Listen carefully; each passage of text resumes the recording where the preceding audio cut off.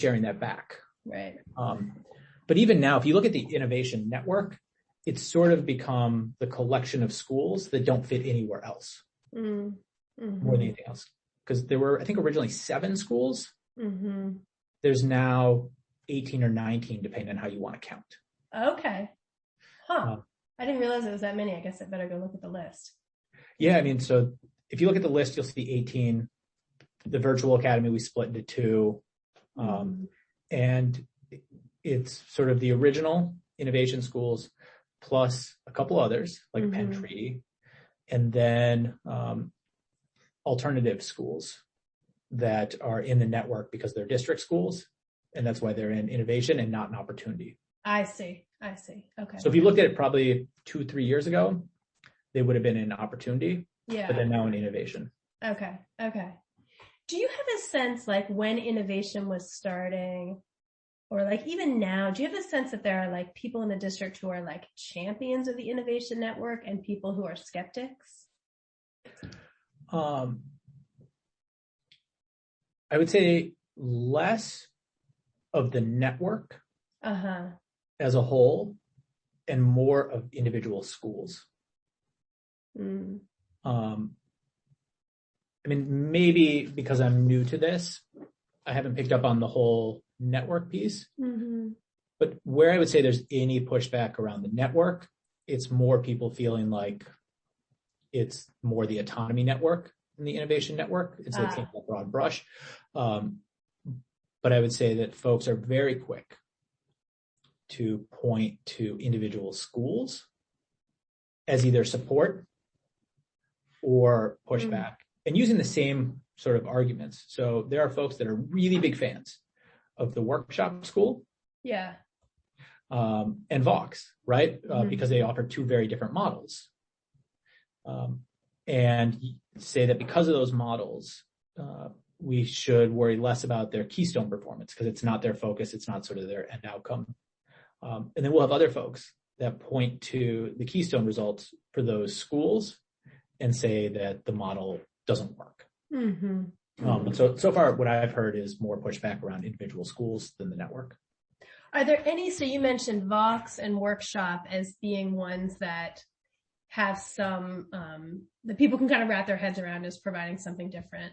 Are there any schools that are generally seen to be like the really good ones and any that are seen to be like the more struggling ones, or is there like?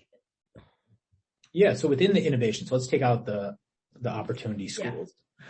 The SLAs are generally viewed as the high performing, and there'll be mixed narrative about how much that's from the enrollment process, right? Because there's a little bit of messiness there versus the actual model. But so the SLAs are generally considered the high performing, and then I think you can almost group the other 4 as Workshop, Vox, New School, Building 21, Vox, actually Link. I forgot about them, so the 8, but yeah, as well. And they're seen as less high performing. Well, they are. Yeah. And full disclosure, my daughter's at SLA this year. I've got one at SLA and one at Central. So I see like, whoa. Yeah. I mean, I in my own bias, like I would send my kid to SLA and have no qualms about it. I would send it to any of the 3 SLAs. I think that there are questions about the effectiveness of the model at the other schools. And in some ways, I keep asking, I'm curious about like, what are their end goals that they would define as success? So it's one thing to say that you don't believe in standardized tests or the validity of the keystones, but then what do you? So what are you holding up as your alternative measures of success so that we can use that to say, like, is this successful or not? Right. So when you think about, you know, you were coming from before a network that had kind of neighborhood schools. What would you say are some of the biggest differences? Like when you walk into one of the Innovation Network schools and you walked into one of the schools from, you know, your before COVID job, what are some of the biggest differences that you would see? mean, I don't know that I can necessarily like answer that because in some cases I don't see a ton of difference. So if I go to the workshop school in the afternoon, workshop school in the afternoon looks like a comprehensive neighborhood high school with their seminar classes. Like it feels like, and I don't actually think that is a good thing.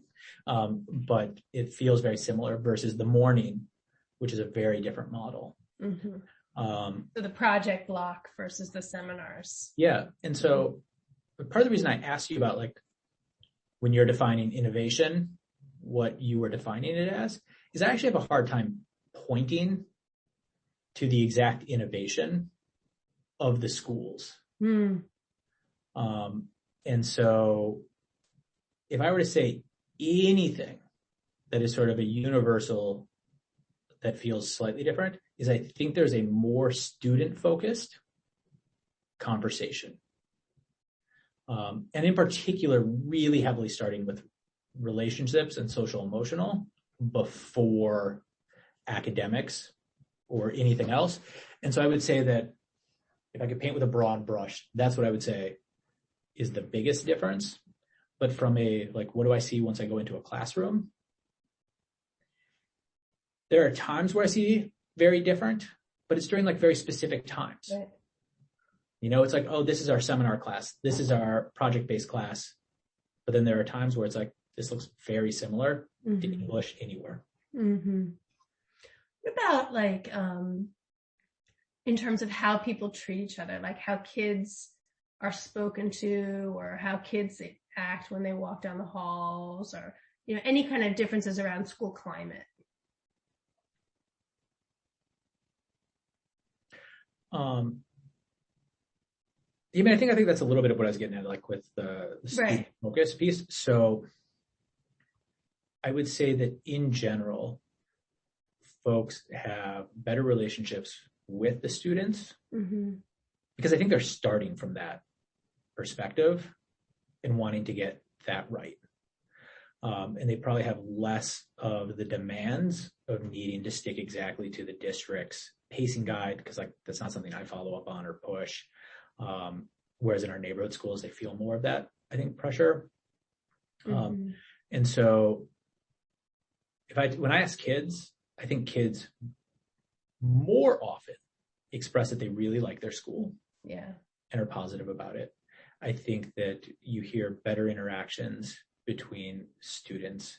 I think that you see high school kids acting like high school kids, like we'd want them to, and people understanding that it's acting like high school kids.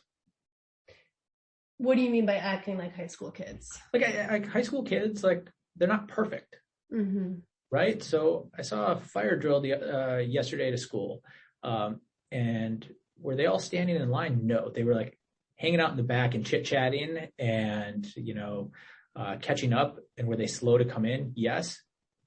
But exactly what you'd expect a 15 to an 18-year-old to do. And I think there was an acceptance of like what they were showing was completely normal for a high school kid versus being insubordinate. Oh, interesting. So at another school that wasn't in the innovation network, that adults might have come down more on the kids for doing that? Yep. Interesting. And I don't think that's universal. Right. But yeah. Yeah. Do you feel like if you look at like kid behavior, that the kids in the innovation network, that the adults are, like the expectations for behavior are stricter or less strict in the innovation network than compared to other schools? So I think that the expectation around what 5 years ago we would have called like sweating the small stuff. Yeah. I feel like there's less of a focus on that in our innovation schools than there are in our traditional schools. So yeah, I think you have a lot more of like healthy noise in some of our innovation schools, whereas the teachers in the neighborhood schools would have wanted to avoid that.